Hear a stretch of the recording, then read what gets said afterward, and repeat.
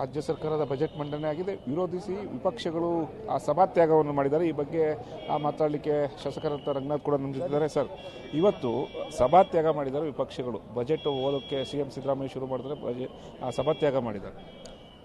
ಎಂಥ ಬಜೆಟ್ ಅಂತ ಅಂದರೆ ಮೊದಲನೇ ಸಲ ಭಾಳ ಸಂತೋಷ ಆಗ್ತಿದೆ. ನನ್ನ 6ನೇ ವರ್ಷ ಇದು.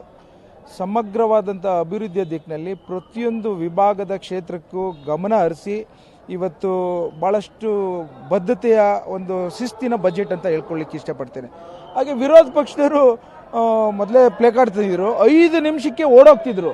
ಅಂದರೆ ಅವರ ಉದ್ದೇಶ ಏನು, ಒಳಗಡೆ ತುಂಬ ಚೆನ್ನಾಗಿದೆ ಸ್ಟಫು, ನಾವು ಜಾಸ್ತಿ ಹೊತ್ತು ಇದ್ದರೆ ನಮ್ಗೆ ಅವಮಾನ ಆಗುತ್ತೆ ಅಂತೇಳಿ ಅವರು ರಾಜಕೀಯ ಉದ್ದೇಶದಲ್ಲಿ ಸಭಾತ್ಯಾಗ ಮಾಡಿದ್ದಾರೆ ಅಂತ ಇಡೀ ಕರ್ನಾಟಕದ 7 ಕೋಟಿ ಜನರು ನೋಡಿದ್ರು.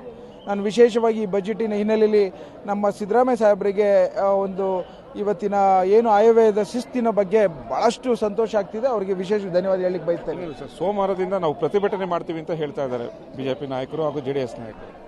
ಏನು ಇಲ್ಲಿವರೆಗೂ ಮಾಡ್ಕೊಂಡು ಬಂದಿದ್ದಾರೆ, ಇನ್ನೂ ಮಾಡಲಿ ಅವರು.